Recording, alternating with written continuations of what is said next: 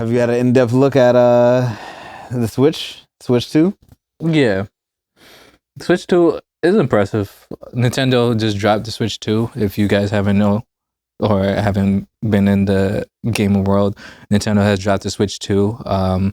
It's slightly bigger than the current Switch that's out right now. Better technology. It's better. Better technology. It's slightly, like I said, it's slightly bigger. Better screen. The only issue is that the game pricing is kind of ridiculous. Go ahead. What do you have to say? Don't do that shit. Get it. Get it. If you don't have the previous Nintendo Switch, I would say it's a good grab.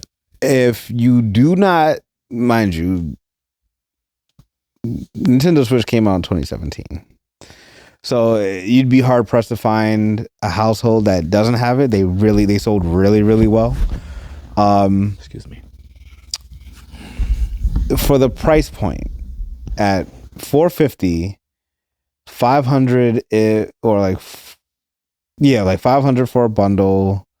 They got a game that's supposed to like kind of emulate Astro's Playroom to showcase like the capabilities of the new system. Yeah, how to use it and whatnot. Mm-hmm. Yeah, but they're charging you money for that. Yeah. It's not 4K. It's 1080p. You could have your own discussion. 1080p is the best you can actually see. You can have that discussion. Listen, that's visually the best you can see. I don't know about that. What you mean? My 4K TV with my 4K PlayStation Pro is looking really good upstairs. But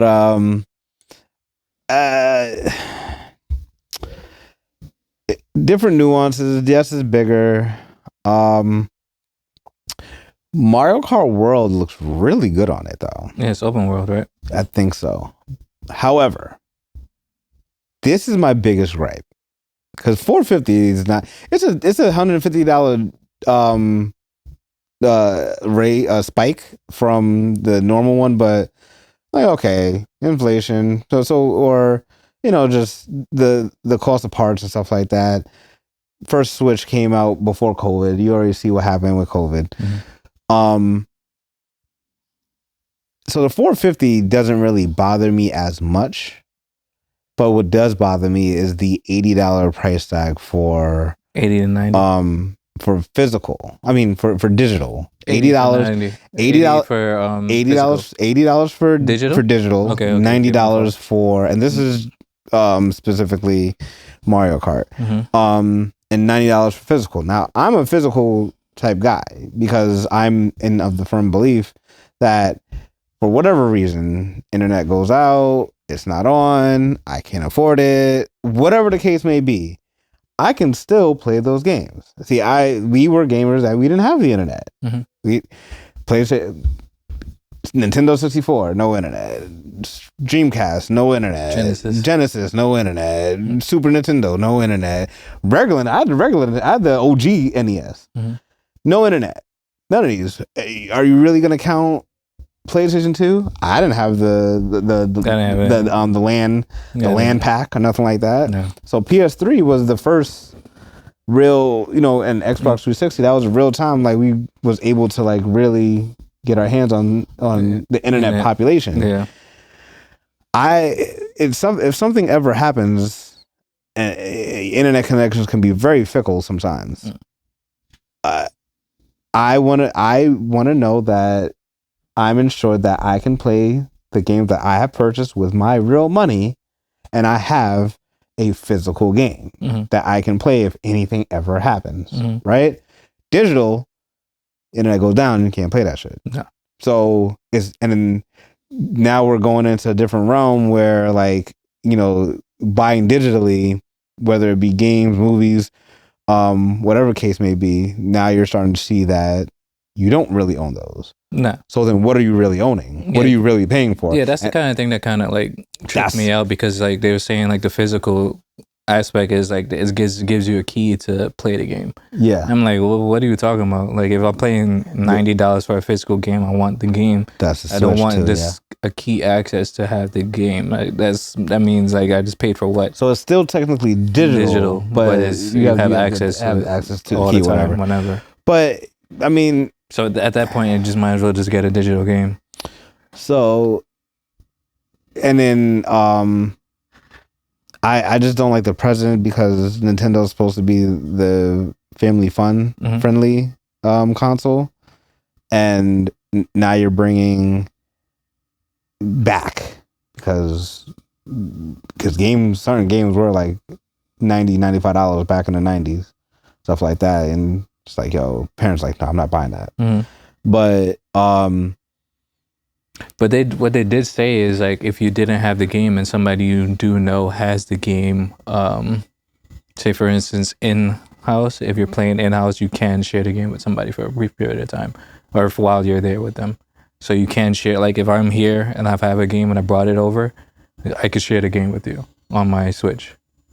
So you could swear, or if somebody's in the same lobby, not in person, but if somebody's in the same lobby, you could share the game with them. okay.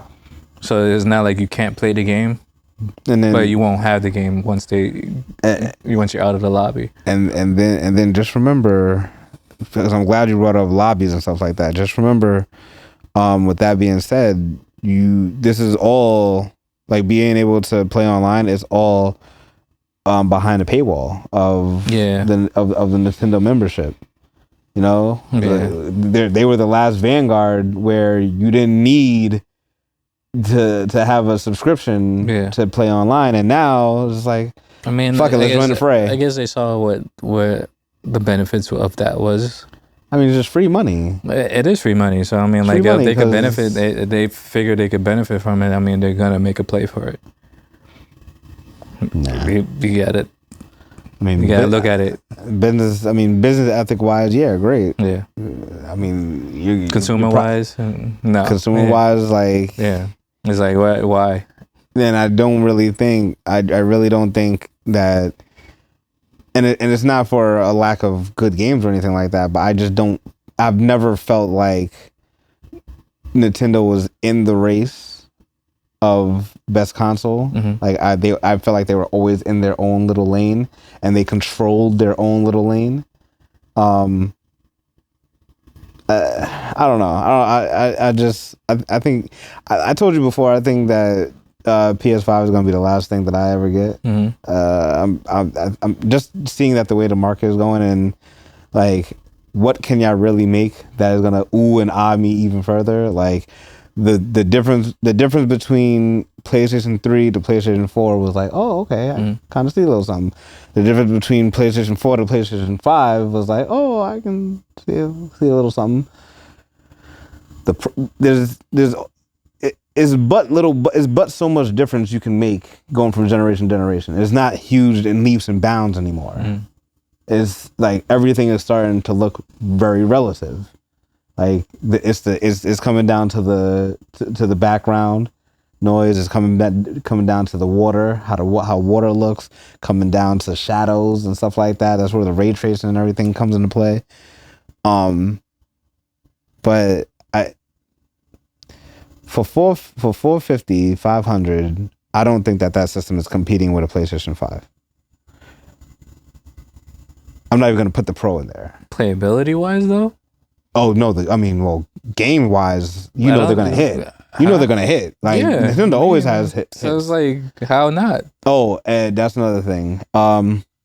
Nintendo's leaving the pricing up to the single developers. So they have a Donkey Kong Country game coming out. It's only $70. I'm cool with that. Cool with $70. But then, like, what's probably going to end up happening is that those AAA games, you have to pay a pretty penny on. Such as what? Like Mario Kart World. That's the biggest one. Like I said, they expanded that. So it's not like you're just on a track. If you're just on a track, all right, cool, you can't. Not to say you can't, but it's like it's unjust. But they made it open world, so they expanded the game itself. So it's like they changed the dynamics of the game. And then what was I gonna say? Different games are gonna have different prices. So I mean, If they bring back Metroid, yeah, bring my Metroid and change that up, that'd be a good hit. I was gonna bring up Smash. Yeah. Smash is probably gonna be another one that's like $80, $90, Mm-hmm. $100, depending on who they put in it.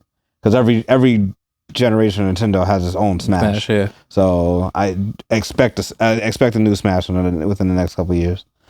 But I mean, yeah, again, if you don't already have one, then yeah. If you already have, and that's another thing. What? The games on my Switch won't work on that Switch.